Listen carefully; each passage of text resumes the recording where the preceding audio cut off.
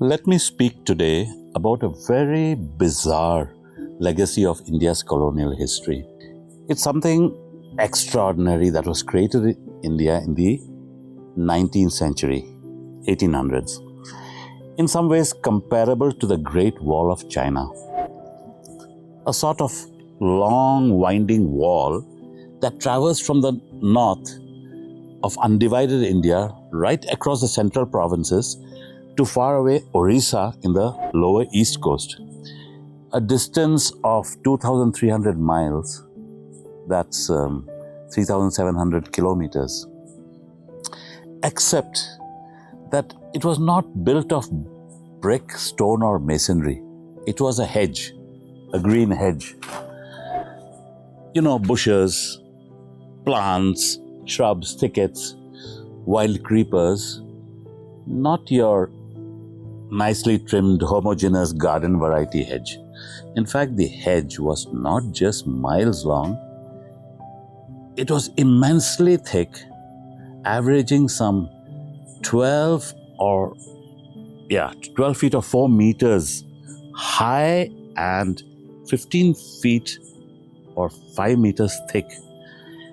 The entire hedge was an astonishing feat of botanical engineering, painstakingly planted by human hand through villages, fields, towns, forests, valleys, and even hilly slopes for hundreds of miles, winding through kingdoms and provinces, wetlands, arid regions.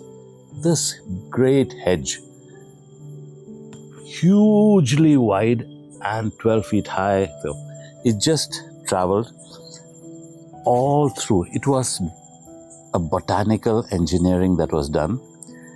It was called the salt hedge. Now, why salt? It was later christened as the Great Indian Hedge, and it certainly was a quirk of history. But what was the purpose of this hedge, and why was it called the salt hedge? The salt hedge was created after the British imposed upon the colony, that's India, the abusive tax on salt. This tax, apart from being a very huge imposition on the local population, the salt department, we had a salt department those days, the salt department wanted to subsequently prevent salt smuggling and required a cheap and effective barrier throughout India along with custom checkpoints. It also served to control and protect the lucrative opium trade the British were notorious for during the colonial days. The hedge might have also served as a limited deterrent against minor invasions or skirmishes that might have happened with the princely kingdoms, but it certainly blocked the path of the Pindaris and small bands of highwaymen, dacoits, outlaws and bandits. Now, what was so important about salt itself? You must remember that this omnipresent salt in our lives created this famous ancient highways called the salt routes throughout the world. It was a valuable commodity, a preservative, a religious offering, used in rituals and medicine. Apart from our daily nutritional needs like food, cooking, people sweated a lot in tropical India, hot and humid. Salt was always an essential component of our society's diet. The English decided to impose a draconian tax on salt and gain immense revenue from this only because it was indispensable. It was required by everybody. Now, whose idea was this strange fence or barrier to form a hedge to help collect salt tax? Anyway, between 1840 and 1876, the tax on salt had grown substantially. In 1867, Alan Octavian Hume was put in charge of inland customs. He was in charge. It was he who began the Great Hedge project. Quite an idea. By 1878, the hedge was being managed by close to 15,000 staff. And the hedge was effective to the extent that every year hundreds were arrested for smuggling salt or trying to breach or circumvent the hedge. More than 6,000 so-called smugglers of salt were caught in 1877, 1878 alone. And this, maybe it could make a great movie. So let's look at this hedge a little closer. Apart from being a botanical ingenuity, a bizarre creation 12 feet high, 15 feet thick, just building it, or rather planting it, was a logistic nightmare.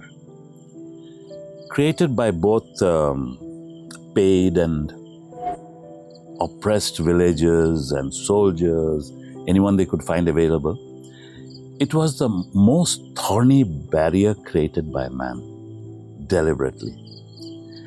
From the present Pakistani side of Punjab, through Rajasthan, present-day UP, MP, that's Madhya Pradesh, or what they call the central provinces in those days, right down to Orissa, indigenous thorny plants and spiky scrubs like the Indian plum, various varieties of cactus, thorny bushes, datura, the poisonous datura, babul, ficus, the Indian jujube, acacia. I think there is also prosopis, euphorbia, carissa, shrubs that cause skin irritation, thorns of plants that were, impossible to penetrate, even with your hand or with a sword. All this was planted extremely close to each other, a living wall or fence that could keep out wild animals and bandits. At its height, literally, it was a formidable physical obstacle. Geographically, it was not just a single length of hedge. See, it had various tentacles and branches leading to various provinces. It was not just a single length. There was a reason for it because there were various areas, various routes through which salt could be smuggled. Because there were two kinds of salt, first of all. There was the sea salt and the rock salt, and they had different routes. So controlling salt and the tax imposed on it, and to be able to stop the smuggling, they needed these tentacles of other hedges running all over, minor hedges that join the main hedge, like tributaries, stretching for miles. For many years, this hedge became an ecosystem in itself, a home for birds, reptiles, snakes, your large lizards. It was an unbroken hiding place for scorpions, rabbits, foxes, rodents to survive, because it was impenetrable. To many animals, smaller animals, it was actually a great home, a great safe bonus. But it was virtually impenetrable for larger animals or humans. Now, while the British collected enormous tax, the suffering the great hedge caused to the native population was colossal. Due to the tax, there was a famine and severe malnutrition from what has been described as a salt hunger, leading to health problems. You see, before refrigeration and preservatives were invented, salt was among the very few preservatives known. So the high tax caused a famine as well as nutritional deficiencies. Now, due to the inability to preserve food for consumption outside the season of harvest, which is done by salt, that food was not available. The hedge blocked traditional grazing grounds of rural cattle, which otherwise actually traveled into these grazing grounds, but these hedges began blocking it. Creation of the hedge sometimes required the relocation of entire villages, dispossessing farmers of their land. dividing ethnic populations and their relatives. It blocked traditional travel routes for trade, of pilgrimage. It split and separated communities in a very perverted manner to serve only the British masters. So this is the terrible thing this hedge caused, though it's just greenery. Now also natural animal corridors were blocked and traditional animal hunting and migratory routes were affected.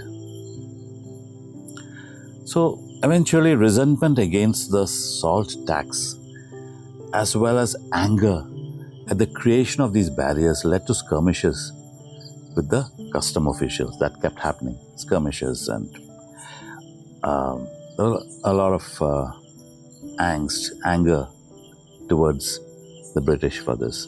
Eventually this great hedge came to an end, and that's interesting. The end of the great hedge finally came around 1879 because the hedge had its own flaws. It could not stop salt from being smuggled and ferried across rivers. You cannot build a hedge across a river. You also found natives became smart enough to tunnel below the hedge. They went under the undergrowth, and they had well camouflaged ladders to go over the hedge. And the great adventure stories, every village had to talk about this. And they made creepers and vines to go over the hedge.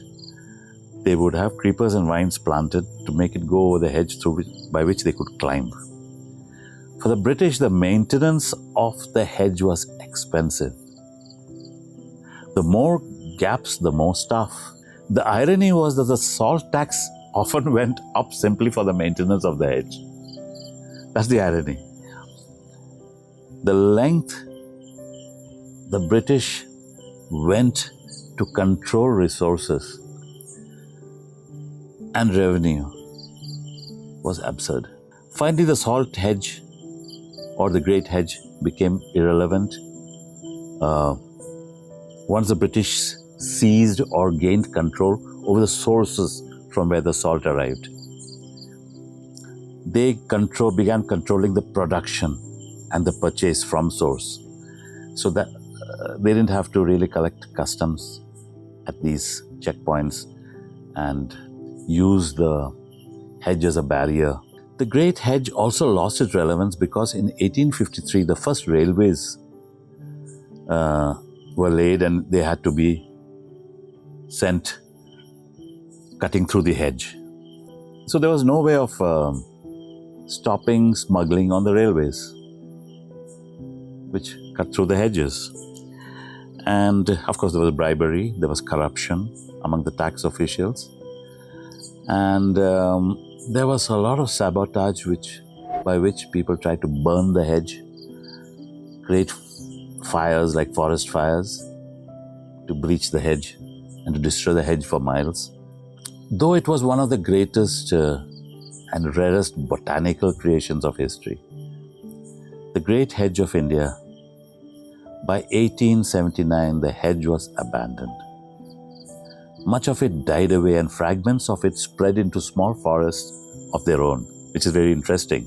So, the British didn't survive in India for long, but today, 150 years later, some impenetrable patches of jungle have survived in pockets, which makes you pause and wonder.